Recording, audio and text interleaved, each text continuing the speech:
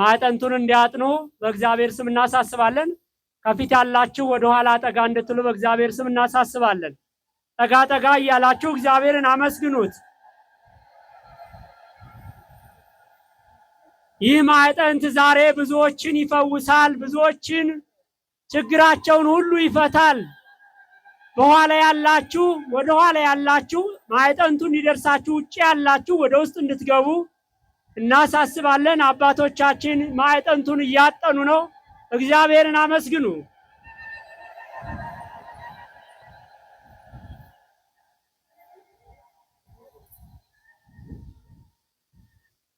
እልልታ ያንሳል፣ እልልታ ያንሳል። ቦታው ጠቧቸዋል። አሁንም ወደ ኋላ ጠጋ በሉላቸው። ከጎንም ያላችሁ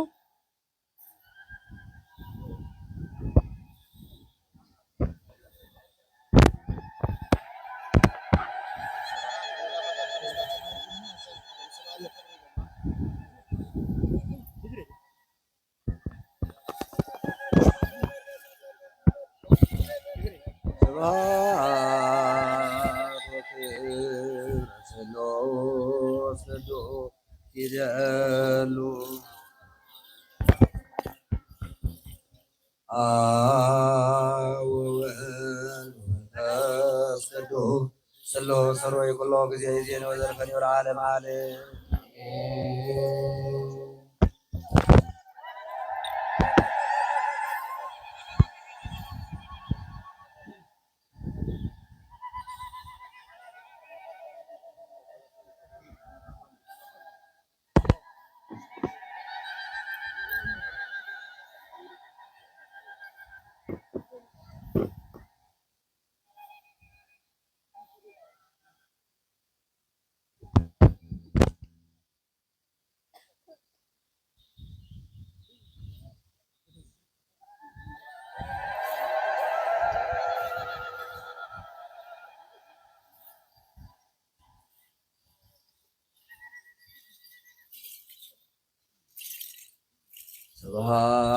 ስብሐት ወክብር ለሥላሴ ቅዱስ ይደል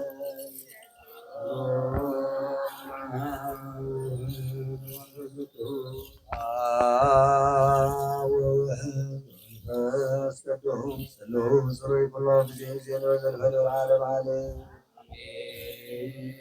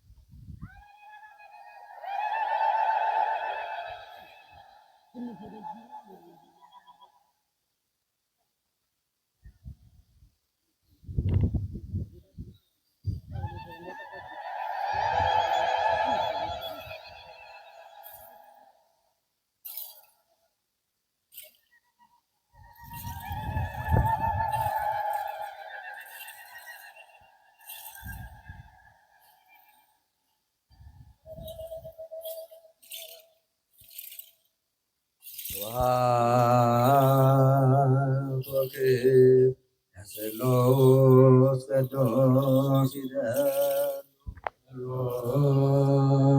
አብ ወወልድ ወመንፈስ ቅዱስ አብ ወወልድ ወመንፈስ ቅዱስ ስሉስ ሠራዊ ኩሎ ጊዜ ዜና ወዘልፈን ወለዓለመ ዓለም አሜን።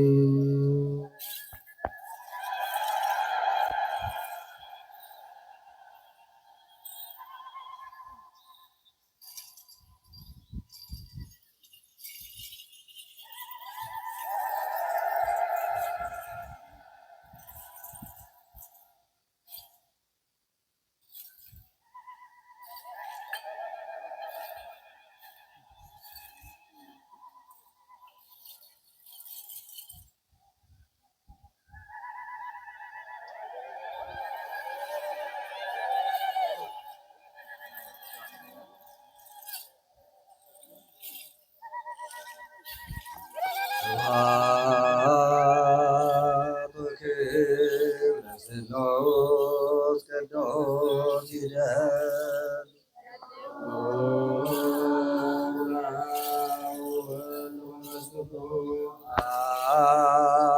ወወልድ ወመንፈስ ቅዱስ ስሉስ ሩይ ኩሎ ጊዜ ይእዜኒ ወዘልፈኒ ወለዓለመ ዓለም።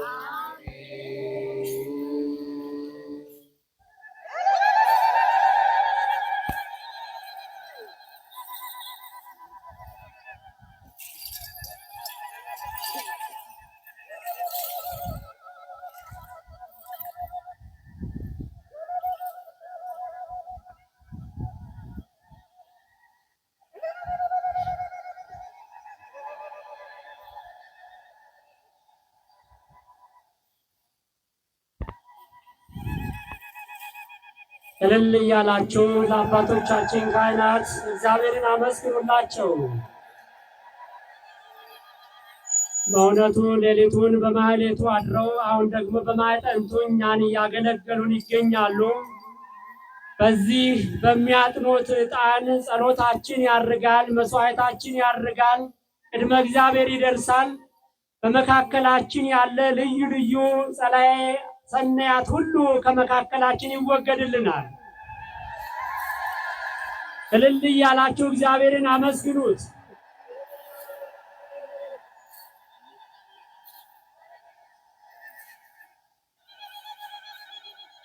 ይህን ታሪክ በሞባይላችሁ በሚዲያ የምታስተላልፉ አጠቃላይ የሚዲያ አካላት የሰማዕቱ የቅዱስ ሚናስ ምልጃው ለዓለም እንዲዳረስ ታምሮ እንዲዳረስ ሁላችሁም ሼር፣ ኮፒ ሊንክ እንድታደርጉ በቤተ ክርስቲያናችን ስም እናሳስባለን።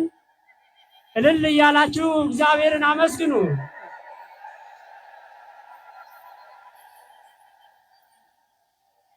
ከዚህ በመቀጠል አስቀድመን ወደ ጋበዝናቸው ወደ ክቡር መምህራችን መምህር ኢዮብ ወስዳችኋለሁ። በያላችሁበት ተረጋግታችሁ ቃሉን አዳምጡ።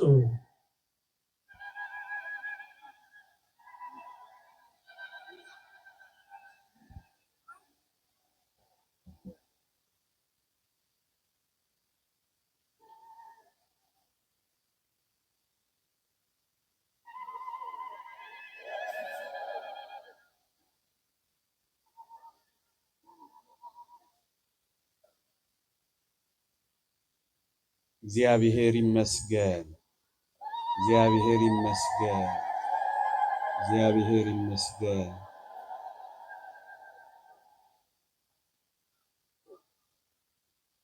እሺ፣ እጅግ በጣም ለጥቂት ደቂቃ ነው።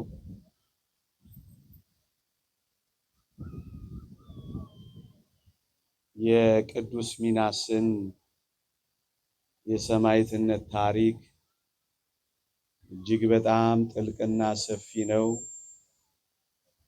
ቅድም ገድሉም ሲነበብ ሰምተናል። እኔ ትንሽ አጠቃላይ የሰማዕትነትን ጉዳይ በጥቂቱ አነሳለሁ። እግዚአብሔር ከሁላችንም ጋር ይሁን። ፀሐይ ላይ ስለቆማችሁ አባቶችም ታቦት አክብረው ስላሉ ሌሎች መርሃ ግብራትም ስለሚኖሩ ሳላበዛባችሁ ጥቂት መንፈሳዊ ቁም ነገሮችን አንስቼ አበቃለሁ። እግዚአብሔር ከሁላችንም ጋር ይሁንልን። ቅድም በመግቢያዬ ቤተ ክርስቲያን በሁለት ነገር አብባለች ያለውን የሰማዕቱን ቃል ጠቅሻለሁ። ቤተ ክርስቲያን ሰማዕታት ሲኖሯት እኛ ኦርቶዶክሳውያን የምንረዳው ቤተ ክርስቲያን ያበበች እንደሆነች ነው። ምዕመናን በሰማዕታት ደም ያበበች የሰማዕታት ደም ዘር የሆነላት ቤተ ክርስቲያን ናት እኛ ያለችን። በእውነት ክርስቲያኖች እስከ ዛሬ ሰማዕትነት እንደተቀበሉት ቢሆን ኖሮ ክርስትና ጨርሶ በጠፋ ነበረ። በነ መክስሚያኖስ፣ በነ ዲዮቅልጥያኖስ፣ በነ ዱዲያኖስ በሌሎችም ለብዙ ዘመናት መከራ እንደደረሰባት ቢሆን ኖሮ የክርስትና አሻራው እስከ ዛሬ ድረስ አይቀጥልም ነበረ።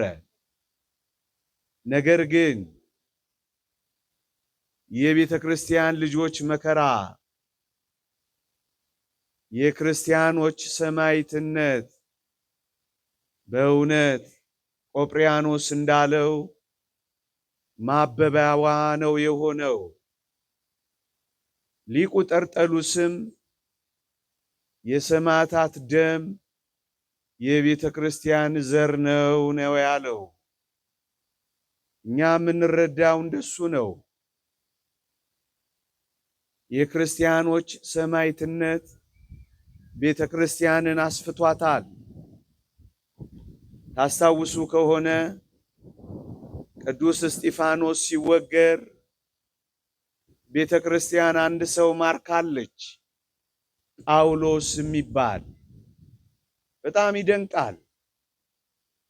በቅዱስ እስጢፋኖስ ደም ስር ጳውሎስ የሚባል ድንቅ ሰው ቤተ ክርስቲያን አፈራች። ለዚህ ነው የሰማዕታት ደም የቤተ ክርስቲያን ዘር ነው ያለው ሊቁ። ምዕመናን እኛ ይህንን እናምናለን፣ እኛ ይህንን እንረዳለን።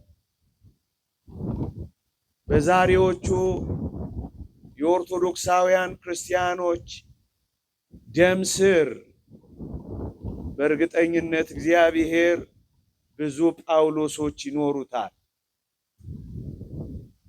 በጥቂቶች ሰማዕትነት እግዚአብሔር ብዙ ፍሬ ይኖረዋል። እኛ እግዚአብሔርን እንደዚህ እናምነዋለን። እኛ እግዚአብሔርን እንደዚህ እናውቀዋለን። እንደውም አንድ ሊቅ ሲናገር ሳውል የተባለው ጳውሎስ የእስጢፋኖስ ወጋሪዎችን ልብስ ያዘ አለ። ቅዱስ እስጢፋኖስ ግን በጸሎቱ የጳውሎስን ነፍስ ያዘ ብሏል። የጳውሎስ ነፍስ የተያዘችው በእስጢፋኖስ ጸሎት ነበረ። የጳውሎስ እጅ ግን የእስጢፋኖስን ወጋሪዎች ልብስ ይዞ ነበረ። ወገኖቼ ዛሬም እናምናለን እግዚአብሔር እስከዚህ ዘመን በደረሰ የክርስቲያኖች ደም፣ የክርስቲያኖች እንግልት፣ የክርስቲያኖች ስደት፣ የክርስቲያኖች ስቃይ አንዳንድ ጳውሎሶችን ያተርፍልናል ብለን እናምናለን። ለዚህ ነው በእርግጠኝነት የቤተ ክርስቲያን ማበቢያዋ፣ የቤተ ክርስቲያን መጠንከሪያዋ፣ የቤተ ክርስቲያን መሰሪያዋ ነው። ማኅበረ እስጢፋኖስ 8,000 ምዕመናን ወደ ምድር ሁሉ የተበተኑት ሰማዕትነት ሲመጣ ነው። ወገኖቼ አይዟችሁ፣ ሰማዕትነት ያጠነክረናል እንጂ አያጠፋንም። ስደት ምናልባት ክርስትናችንን ያሰፋዋል እንጂ አያኮሰምነው፣ ያደምቀዋል እንጂ አያደበዝዘው። ቢሆንማ ኖሮ እስካሁን በጠፋን ነበረ ወገኖቼ። ለዚህ ነው በቄሳር ቤተሰብ ምዕመናን በጣም የሚደንቅ ታሪክ ላስታውሳችሁ። በኔሮን ቄሳር መናፈሻ ግቢ ውስጥ ክርስቲያኖች ዕለት ዕለት ይቃጠሉና ዕለት ዕለት ይገደሉ ነበረ። ግን በጣም ይገርማቸዋል። በቄሳር ቤተሰቦች ውስጥ ግን እግዚአብሔር ክርስትናን ይዘራ ነበረ። ለዚህ ነው ቅዱስ ጳውሎስ በሮሜ መልእክቱ ላይ ከቄሳር ቤተሰቦችም ሰላምታ አቅርቡላችኋል ሲል ትሰሙታላችሁ። ቄሳር ጥቂት ክርስቲያኖችን ሲገድል በክርስቲያኖቹ አመድ ስር እግዚአብሔር የቄሳርን ቤተሰቦች ይማርክ ነበረ።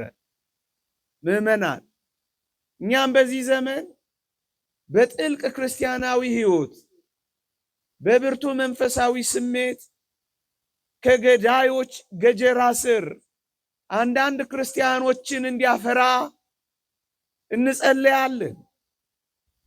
ገዳዮች ሟቾች እንዲሆኑ። አባ ሙሴ እኮ ክርስቲያኖችን ገዳይ ነበር። ከረምረም አለና እሱ ግን ሟች ሆነ። ምዕመናን ከሰቃዮች መካከል ሟቾች ይገኙ ይሆናል።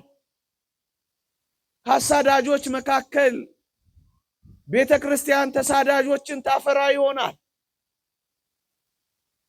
ከአቃጣዮች መካከል ቤተ ክርስቲያን የሚቃጠሉላትን በቅርብ ዘመናት ታገኝ ይሆናል።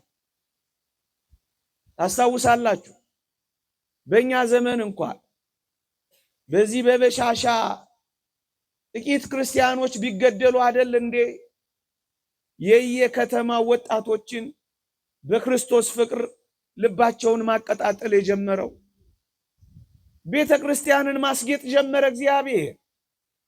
ለዚህ ነው ቅዱስ ያሬድ ሰማይን በከዋክብት እንዳስጌጣት እግዚአብሔር ቤተ ክርስቲያንን በሰማዕታት አስጌጣት አለ። እግዚአብሔር የሚያስጌጥበት ዘመን ይኖረዋል። ግን በዚህ ውስጥ ምን እንረዳለን ካላችሁ ቤተ ክርስቲያን ሁል ጊዜ ከክርስቶስ ጋር መኖሯን ነው የምናረጋግጠው። አንድ ሊቅ እንደተናገረው ክርስቶስ ሞተ፣ ክርስቶስ ተቀበረ፣ ቤተ ክርስቲያኒቱን ግን ክርስቶስ እስኪመጣ ድረስ በመስቀል ላይ ትቷት ሄደ እንዳለው። ምዕመናን እኛ እኮ ልናወርዳት አንችልም እቺን እውነተኛ ቤተ ክርስቲያን። ከመስቀሉ ልናወርዳት እንችላለን። ሰማዕትነትን ልናስቆም እንችላለን። ስደትን ልናስቀር መስቀል ላይ ከተዋት፣ መከራዬን ተሳተፊ ካላት፣ እንግልቴን ተቀበይ ካላት፣ ውርደቴን ተሸከሚ ካላት፣ ለዚህም ምስክሬ ሁኚ ካላት፣ ይህንን ስናደንቅ እንኖራለን። ተራው ከደረሰን እኛም ወረፋ እንጠብቃለን። መስቀል ላይ የተተወች የክርስቶስ ሞት ተሸካሚ ከሆነች ይልቅ እናደንቃታለን። ምዕመናን አስታውሱ ከሆነ እዚህ በቅዱስ ዮሐንስ ራእይ መልእክት ላይ ከመሠዊያው ስር ለእግዚአብሔር ምስክርነት የታረዱ የሰማዕታትን ነፍሳት አየሁ ይላል ቅዱስ ዮሐንስ በራእዩ። እና ምን አሉ? እስከ መቼ ድረስ ነው ደማችንን የማትበቀለው ብለው ጮሁ አሉ። ልክ ዛሬ እኛ እንደምንጮኸው መቼ ነው የምትበቀልልን እያልን እየጮህን የለኛ? አቅም አነሰን ልናድናቸው፣ ጉልበት አነሰን ልንታደጋቸው፣ ኃይል አጠረን ልንደርስላቸው። ስለዚህ በየቤታችን በቀልህ መቼ ነው እያልን ነው ሁላችን። እና ያን ጊዜ እግዚአብሔር እንዲህ አላቸው፣ እንደናንተ የሚመሰክሩ እንደናንተ የሚሰው ስላሉ ጥቂት ጊዜ ረፉ አላቸው ይላል። ለምንድን ነው እግዚአብሔር የበቀል ጊዜው ያልደረሰው ካላችሁኝ ገና ሰማዕታት ስላሉ ነው ምዕመናን። ታዲያ ዝም ብለን እልል እያልን ብቻ አይደለም፣ አንዳንዴም እየሞትን እናክብረው እንጂ። ይህን ሰባኪ ስለሆንኩ ምለው እንዳይመስላችሁ። ይሄ ቤተ ክርስቲያን ሕይወት ነው፣ ማንም ሊያስቀረው። ገና እንደናንተ ሰማዕት የሚሆኑ ስላሉ ጥቂት ጊዜ እንዲያርፉ ነጭ ልብስ ልበሱ ብሎ ዝም አላቸው ይላል። ይሄ ሰማዕትነት ከቀጠለ እግዚአብሔርን እንከለክለው ዘንድ እኛ ማንን? ይልቅ እንዲያስታግስልን፣ ይልቅ በቃችሁ እንዲለን፣ ይልቅ የክርስቲያኖችን እንባ እንዲያብስልን ነው የምንጸልየው። ምዕመናን ዘሐመ ምስለ ክርስቶስ ይነግስ ምስለ ክርስቶስ አባ ጊዮርጊስ እንደተናገረው ለመንገሻቸው ለክብራቸው የሚያደርግላቸው አንዳንድ ካሉ ምን ልናደርግ እንችላለን? እንደነቃለን። የቤተ ክርስቲያንን እውነተኛነት እንመሰክራለን። እውነተኛዋን ቤተ ክርስቲያን መንገሻ መንገዷ፣ መክበሪያ መንገዷ ከክርስቶስ ጋር ለመንገስ በዙፋን ለመቀመጥ ክብሯ መሆኑን እናውጃለን። ክብሯ መሆኑን እናውጃለን። እሱን ነው እኛ እስከዛሬ የገባን፣ እስከዛሬ የተረዳ ነው። ለዚህ ነው ጥቂት ጊዜ ረፉ ያላቸው። በሰማዕትነት የሚያከብሩት ስላሉ፣ በሞት የሚያከብሩት ስላሉ፣ በእንባ የሚያከብሩት ስላሉ፣ በመራብ የሚያከብሩት ስላሉ፣ በመሰደድ የሚያከብሩት ስላሉ ይህን እንዴት ማስቆም እንችላለን? የእግዚአብሔርንም ማስቆም አንችልም። የጉልበተኞቻችንን ማስቆም አልቻልም። ግን አንድ ነገር ማድረግ ችለናል። ልክ እንደ ቅዱስ ሚናስ እነዚህም ሰማዕታት መሆናቸውን መመስከር ግን ችለናል። በዚህ ግን አናፍርም፣ እንኮራለን። ምዕመናን አሁን በድፍረት እንናገራለን። ክርስቲያኖች ከተሰደዱ ቤተ ክርስቲያን ስደት ላይ ናት። ክርስቲያኖች ማምለኪያ ቦታ ካጡ ቤተ ክርስቲያን ማምለክ ያቃታት ነው። የሌሎች ስደት አካላችን ናታ። ቤተ ክርስቲያን ይውላችሁ የክርስቶስ ኩለንታ አካል፣ የክርስቶስ ሁሉ አካል ያለው በዚህ አጥቢያ ብቻ እኮ አይደለም። በሚቀደስበት፣ በሚወደስበት፣ ቅዱስ ቁርባን በሚፈተትበት ቦታ ሁሉ የክርስቶስ ኩለንታ አካል ነው ያለው። ያቺ በቀደም የተቃጠለችው የክርስቶስ ኩለንታ አካል ናት። ምን እናድርግ? ኢየሱስ ክርስቶስን እየወጉ ሲያፈሱት ካየን ምን እንበል? ምዕመናን በእውነት የኢየሱስ ክርስቶስ ደምም ጭምር ነው። የቤተ ክርስቲያን ነው፣ የምዕመናን ነው። ስለምን ታሳድደኛለህ ሲል አልሰማችሁትም? ክርስቶስ እየተሰደደ ነው። እንዴት ነው አንዳንዶች ደፍረው ቤተ ክርስቲያን ስደት ላይ አይደለችም ሊሉን የሚችሉት? እንዴት? እሺ ማን እስኪሰደድ ነው ስደት ላይ አይደለችም የምንለው? በምንም ይሁን ምን እሱን መመራመር ያቅተናል። ግን አንድ ነገር እናውቃለን። ቤተ ክርስቲያን እየተራበች፣ ቤተ ክርስቲያን እየተሰደደች፣ ቤተ ክርስቲያን እየተቸገረች ነው ያለው። ክርስቲያኖች ናቸው፣ ክርስቲያኖች ናቸው። ይሄን ልንክድ፣ ይሄን ልንዋሽ እንችላለን? በፍጹም አንችልም። ግን በአንድ አይናችን እንደዚህ ብናለቅስም ግብፃውያን እንደሚያደርጉት በአንድ አይናችን ግን ደስ ይለናል። በአንድ ልባችን ደግሞ ደስ ይለናል። ምክንያቱም ሕያዊት የሆነች የክርስቶስ ቤተ ክርስቲያን እንዳለች እየተረዳን ስለመጣ። አዎ ሙሽራዋ ክርስቶስ እንደተሞሸረላት አሁንም የምትሞሸር ቤተ ክርስቲያን እንዳለች ስለተረዳ ምዕመናን እንደሱ ነው እኛ የምናውቀው፣ እንደሱ ነው እኛ የሚገባ። ክርስቶስ በመስቀል ላይ ለቤተ ክርስቲያን እንደተሞሸረላት ክርስቲያኖችም ቤተ ክርስቲያንም ለክርስቶስ የምትሞሸረው በመከራ ውስጥ፣ በስደት ውስጥ ነው፣ በእንባ ውስጥ ነው፣ በመንገላታት ውስጥ ነው፣ በመታረድ ውስጥ ነው፣ መከራ በመቀበል ውስጥ ነው፣ በመሞት ውስጥ ነው። ትሞሸርለታለች ትሞሸርለት እና ወደ ሰርጓ ትሄዳለች። አባፋ የሚባል አንድ አባት እንደነበረ ተነገረ። የሰማዕትነቱ ቀን ምን አደረገ መሰላችሁ?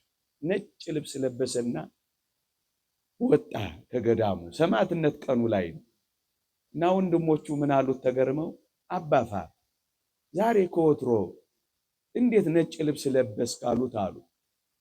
እና አባፋ ምን አላቸው አሉ?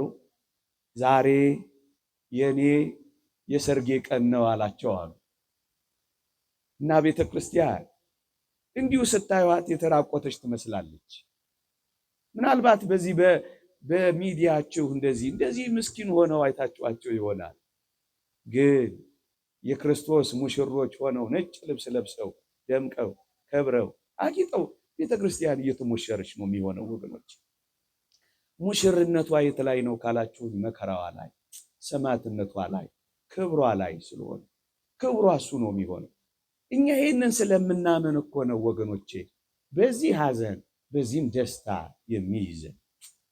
ለክርስቶስ እስከ መጨረሻው ታምነው ሰማዕትነት ሲቀበሉ ስናይ ደስ ይለናል። ዛሬ እንኳን ጭምር እንዲህ ያሉ የሰማዕታትን በዓል እኮ የምናከብረው በእልልታ በደስታ በዝማሬ በሆታ እኮ የሆነው ክብራቸው እኮ ስለሆነ ነው። መጽሐፍ ቅዱስ ከብልቶች አንዱ ቢከብር ሌሎቹ ብልቶች አብረው ደስ ይላቸዋል ይላል። ከብልቶች አንዳንዶቻቸው ቢከብሩ ሰማዕትነት ቢቀበሉ ቢሞቱ ያልከበር ነው ገና ያልሞት ነው ሰማዕትነት ያልተቀበልነው እኛ አብረን ደስ ይለናል። ለምን? ሕዋሳቶቻችን ብልቶቻችን ናቸው። መጽሐፍ ቅዱስ ነው ይህን የሚለው። ከብልቶቹ አንዱ ቢከብር ያልከበሩት ብልቶች ከከበሩት ብልት ጋር አብረው ደስ ይላቸዋል ይላል። አብረን እንታመማለን፣ አብረንም ደስ ይለናል። ከሚያዝኑት ጋር አብረን እናዝናለን፣ ደስ ከሚላቸው ጋር ደግሞ አብረን ደስ ይለናል። ሰማዕትነት ከሚቀበሉት ጋር ደግሞ አብረን፣ ከሚሞቱት ጋር ደግሞ አብረን እሱን ነው። ለምንድን ነው እንደዚህ የሆነው? አሁን በቅዱስ ሚናስ የልደት የሰማዕትነት ብቻ በአጠቃላይ የሰማዕታትን ሕይወት እንዲህ የምናከብረው በእልልታ በሆታ በወንጌል ቃል እንደውም አንድ ሊቅ ምን ይላል? እነርሱ ተሰቃዩ፣ እኛ በደስታ ዘለልን። እነሱ ተከዙ አዘኑ፣ እኛም ደስ አለን። እነሱ ተሰቃዩ፣ እኛ ከበርን። የሰማዕታት ስቃይ የቤተ ክርስቲያን ክብር ሆነን እንዳለው ክብሯ ነው። የቤተ ክርስቲያን ጌጧ ነው። የቤተ ክርስቲያን ልዕልናዋ ነው። የቤተ ክርስቲያን ማሸነፊያዋ ነው። እሱን ነው እኛ በሰማዕታት በዓል ቀን ወይም በሰማዕትነት ሕይወት ውስጥ የምንረዳው። እሱን ምዕመናን በሰማዕታት የሰማዕትነት ሕይወት ውስጥ ለምን እዚህ እንደመጣን እኛ ታውቃላችሁ? እመኑኝ፣ እንኳን እኛ የተወደደ መድኃኒታችን ኢየሱስ ክርስቶስ እንኳን በሰማዕትነት በዓላቸው ላይ ተገኝቶ አይደል የሚያከብራቸው?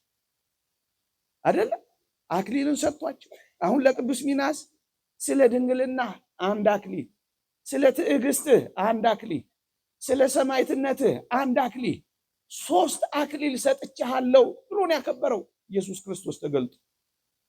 ምዕመናን በእንደነዚህ አይነት ሰማዕታት የሰማዕትነት ሕይወት ውስጥ ኢየሱስ ክርስቶስ እየተገለጠ ይታይ እንደነበር ታውቃላችሁ።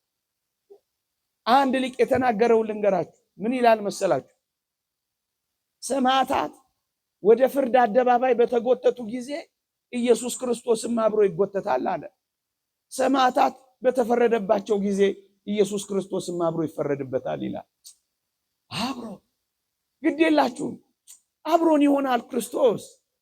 ይሄ ነው እኛን ደስ የማይተወን ችላ የማይለን እሱን ስናከብረው አብሮ የሚያከብረን አምላካችን አለ። አብሮ ይፈረድበታል። ለዚህ ነው ቅድም እነዚህን ምስኪን በልተው ያልጠገቡ ደግሞስ አድገው ያልጎለመሱ ሕፃናትን እንኳን ሳይቀር ሲገሉ ኢየሱስ ክርስቶስ አብሯል። የእነሱን ደም ማፍሰስ የጌታችንን ደም ማፍሰስ ነው። አብሮ ይፈረድበት ነበር ያለው ሊቁ እኮ ለዚህ ነው። እንደውም ቅድስት ብሎንዲና የተባለች ሰማዕትነት በተቀበለች ጊዜ እህቶቿ በጣም ስለሚወዷት ጽኑ ለቅሶ አለቀሱ ይላል። ግን በአንድ ነገር ተጽናኑ። እሷ ሰማዕትነት ስትቀበል በሷ ሰውነት በሷ አካል ውስጥ ኢየሱስ ክርስቶስን አዩት ይላል። ያን ጊዜ ደስ አላቸው ይላል። እውነት አይኖቻችንን ገልጠን እስከዚህ ዘመን ድረስ ሰማዕትነት የሚቀበሉ ክርስቲያኖች ሰማዕትነት ሲቀበሉ የተወደደ አምላካችን ኢየሱስ ክርስቶስን በእነሱ ውስጥ አይናችንን ገልጦ ምን አለ ባየነው ነበር። ምዕመናን አብሮ መከራ ይቀበላል፣ አይዟችሁ። እና ኢየሱስ ክርስቶስ ከነሱ ጋር ሰማዕትነት ከሚቀበሉት ጋር አብሮ ከመጣ እኛ ሰማዕታት ጋር አብረን ላንመጣ ነው። ለዚህ ነው ወደ ሰማዕትነት ቦታቸው ብቻ አይደለም ስማቸው ወደሚጠራበት መታሰቢያቸው ወዳለበት ስማቸው ወደ ተጻፈበት ዝክር ወደሚደረግበት ቦታ እኮ የምንመጣው እኮ ለዚህ ነው ምዕመናን። ይኸውላችሁ ሰማዕታት በተለይ ሰውነታቸውን በእሳት በስለት ነፍሳቸውን በድንጋጤ የሰጡ ሰማዕታት ሰውነት እውነተኛ የክርስቶስ መስዋዕት ሆኗል። ያንን መስዋዕት ሊቀበል ነው ክርስቶስ የሚመጣው ወገኖች። ሰማዕታት ሲሆኑ ለክርስቶስ ሰውነታቸውን መስዋዕት አድርገው እየሰጡ እያከበሩ ነው። ስለዚህ ኢየሱስ ክርስቶስ የሚመጣው ይህንን ሰውነታቸውን ሊቀበል ነው። የቧጠጧቸውን የጠበሷቸው አሁን ቅዱስ ሚናስን እንዳደረጉት እኮ ነው። ይሄ እንደ ግሪል እናንተ ግሪል ጥብስ አሳና ስጋ ግሪል ላይ እንደምትጠብሱት ይህንን ታላቅ ሰማዕት ገናናውን ሚናስ ብረት በብረት አግለው እዛ ላይ ጠብሰውት ነበር። ደግሞም ጉጠት ባለው ብረት ቧጠውት ነበር።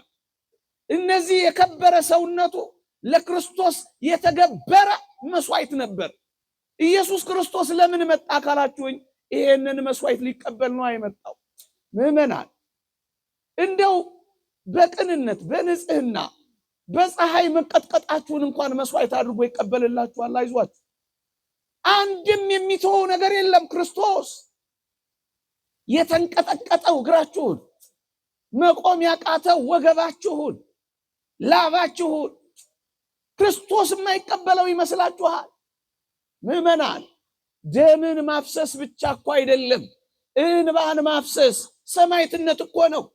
ሰማዕታተ እሳት አሉ፣ ሰማዕታተ ስለት አሉ፣ ሰማዕታተ ስደት አሉ፣ ሰማዕታተ እስራት አሉ፣ ሰማዕታተ አራዊት አሉ፣ ሰማዕታተ ረሃብ አሉ፣ ሰማዕታተ አንብዕ የእንባ ሰማዕታት ደግሞ አሉ።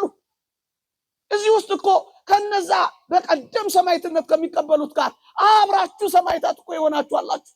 አልበላም ብለው የተራቡ ሰዎችን ያውቃሉ አሉ። አሁን እናውቃለን እኮ የግድ ስላልጮሁ ነው፣ የግድ ሚዲያ ስለሌላቸው ነው።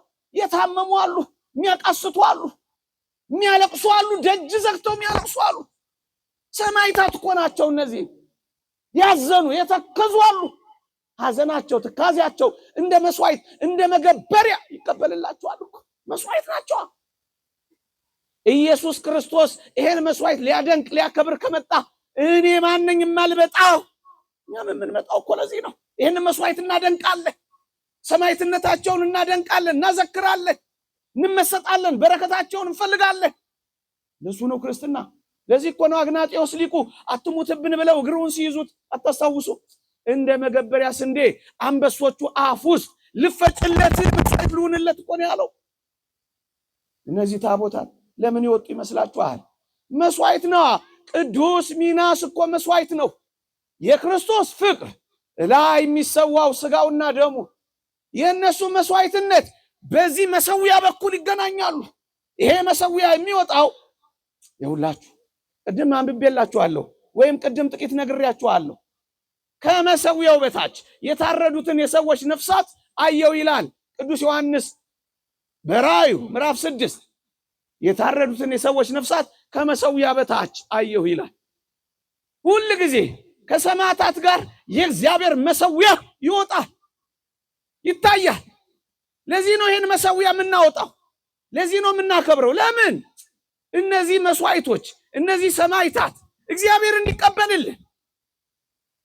ይኸውላችሁ የክርስቶስ ፍቅር በሞቱ በኩል የተደረገልን ቤዛነት እና ጸጋው እዚህ መሰዊያ ላይ ሁል ጊዜ እየተሰዋ ይኖራል። የሰማዕታት ፍቅርና ሰማዕትነታቸው ከስር ደግሞ ሁል ጊዜ ስለሱ ይሞታሉ። ስላንተ ቀኑን ሁሉ እንገደላለን፣ ስላንተ ቀኑን ሁሉ እንታረዳለን እንደ በጎች ያሉት ከስር፣ ኢየሱስ ከላይ በምን በኩል ይገናኛሉ? በሞቱና በፍቅሩ በኩል ይገናኛሉ። እሱን ነው አሁን እኛ ቆመን እያየን ያለን። መስዋዕት ናቸው ምዕመናን። በጥንቱ ዘመን ይሄን መሰዊያ የክርስቶስን ስጋና ደም ማክበሪያ እውነተኛ አማናዊ የሆነውን ክርስቶስ ስለኛ ራሱን አሳልፎ ሲሰጥ የሰጠንን ቅዱስ ስጋውን ክቡር ደሙን ማክበሪያ ይሄን መሰዊያ በጥንቱ ዘመን በሰማዕታት አጽመ ቅሪት በአጽማቸው ትራፊ ላይ ይሰውት ነበረ። እደግመዋለሁ፣ በሰማዕታት አጽመ ቅሪት አጽማቸው ላይ የክርስቶስን ስጋና ደም ያቀርቡ ነበር በጥንቱ ዘመን። ታሪክ ማንበብ ከፈለጋችሁ ታሪክ አንብቡ። በእነሱ አጽመ ቅሪት በቅድም በጠቀስኩላችሁ በሴንት ሲፕሪያን በቆጵሪያኖስ አጽመ ቅሪት ላይ የነበረ መሰዊያ ነበር ይላል ታሪካችን። እንደዛ ለምን ይመስላችኋል? እኛ አሁን ስናርፍ ለምንድን ነው የሆነ መናፈሻ ቦታ ውስጥ የማንቀበረው? መዘጋጃ ቤት ለምንድን ነው ወስዶ የሆነ ቦታ ማይጥልን? ቤተክርስቲያን እዚህ አካባቢ መጣ ቤተክርስቲያን ዙሪያ ለምንድን ነው የምትቀብረን? መሰዊያው ዙሪያ ነና፣ አማኞች ነና። እየሰማችሁኝ ነው? መሰዊያው አጠገብ ነው ስጋችን የሚያርፈው፣ መሰዊያው አጠገብ። ለዚህ ነው መስዋዕቶች ስለሆኑ ምዕመናን እንዳላበዛባችሁ፣ መስዋዕቶች ስለሆኑ ክርስቶስ ሊቀበላቸው ይመጣል። ክርስቶስ ከመጣ ደግሞ ወገኖች እኛ ማንመጣው ምን ሆነን ነው? ክርስቶስ ሊመሰክርላቸው ከመጣ እኛ ማንመሰክርላቸው ምን ሆነን ነው? ለዚህ ነው ለምስክርነት ነው እኛ የመጣ ነው። አሁንም እንመሰክርላቸዋለን፣ አሁንም እናደንቃቸዋለን፣ አሁንም ከፍ ከፍ እናደርጋቸዋለን። አሁንም የክርስቶስን የመስቀሉን ተከታዮች እናደንቃለን፣ አሁንም እንመሰጣለን፣ አሁንም እንደነቃለን። ዛሬም ድረስ ገና ወደፊትም እንደነቃለን፣ እንመሰጣለን። እግዚአብሔር አሁንም በቤተ ክርስቲያን ውስጥ እንዳለ ሕያው እንደሆነ ማወቂያ መንገዳችን ማድነቂያ መንገዶቻችን ሆነዋልና እናደንቃለን፣ እንመሰጣለን። ምዕመናን ሰማዕት መሆን እንኳን ቢያቅተን ሰማዕታትን ማድነቅ ያቅተናል። ደማችንን ማፍሰስ ቢያቅተን እንባችንን ማፍሰስ ያቅተናል። ያቅተናል። ቢያንስ እሱን እሳት ውስጥ መጣል ባንችል እንኳን ፀሐይ ላይ ቆመን የእነሱን በረከት መሳተፍ ያቅተናል። እሺ ሰማዕትነታቸውን መመስከር ማድነቅ እንኳን ያቅተናል። እና ክርስቲያኖች እንደዚህ ያሉ የቤተ ክርስቲያን ሰማዕታት የክርስትና አሻራ እንደማይጠፋ ክርስትና እውነተኛ እንደሆነ እግዚአብሔርም እስከ ፍጻሜ ዓለም ድረስ ሰማዕታት እንዳሉት ማሳያ መመስከሪያ ጎዳናዎቻችን ናቸው። በእውነት ይህም ታላቅ ሰማዕት ቅዱስ ሚናስ በዚህ የሰማዕትነት ሕይወት ውስጥ ዘር እያፈራ በረከት እኔ ዛሬ ዓመት ይሁን 2 ዓመት እዚህ መጥቼ ነበር። በጣም ጥቂት ሰው ነው የነበረው። ዛሬ ግን የሰማዕቱ በረከት ይሄን ሁሉ ደግሞ ስቦ እዚህ ሲያመጣ እንዴት ይደንቃል። ገና ነገ ከነገ ወዲያ ደግሞ ይህንን ሰማዕት እያወቁ እየተደነቁ በረከቱን እያገኙ ታምራቱን እየመሰከሩ የሚኖሩ በጣም ብዙ ክርስቲያኖች ደግሞ ገና ይበዛሉ። ለምንድን ነው ብዙ የሚሆኑት? የእግዚአብሔር ወዳጆች እኮ ብዙ ናቸው።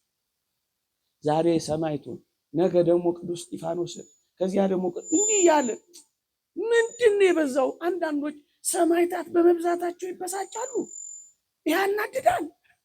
እኛ ስለማክበራችን፣ እኛ ፀሐይ ስለመቀጥቀጥ፣ እኛ ስለመድከማችን አንዳንዶች ምን ያበሳጫዋል? የእግዚአብሔር ቃል እኮ ወዳጆች ብቆጥራቸው ምንኛ በዙ፣ ከአሸዋ ይልቅ በዙ ይላል። እንደ ሰማይ ከዋክብት የእግዚአብሔር ምስክሮች ስለበዙ ምን ያናድዳል ወገኖች? ምን ያበሳጫል? ምን ያናድዳል?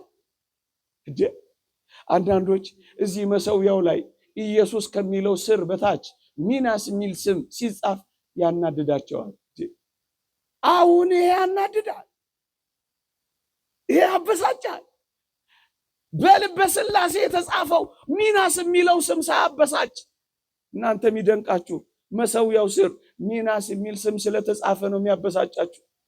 እንግዲህ ያው ሲለይላቸው በሥላሴ ልብ ሚናስ የሚል ስም ተጽፎላቸዋል። ይለይላቸው ይለይላቸው። ለማበሳጨት የምንሰብከው ወንጌል የለንም። እውነት ማንንም ለማናደድ ወንጌል አትሰበክ እንዴ። የሚደንቃቸው እዚህ ቤተክርስቲያን ስማቸው ስለተጻፈ ነው። እኔ ለምን ወሰድ አላረጋቸውም ወደ ሰማይ ሲሄዱ የ12ቱ የሐዋርያት እና የበጉ ስም ተጽፏል ይላል እና አሁን እዛ ሲሄዱ እኮ የሐዋርያት ስም ተጽፏል እና አንሱልን ሊሉ ነው። አያፍሩም። እና እዛ የሚያስነሱታ ስም ጠራ ነበር ምን ያደርጋል እንጂ የሚበሳጩ የቅዱሳን ስም በሰማያዊት ኢየሩሳሌም ገና ስማቸው ተጽፏል እና ይገንጥሉታ ሄደው እና ግብር ያስከፍሉ ሄደው። እግዚአብሔር ይቅር ይበላቸው። ይቆየን።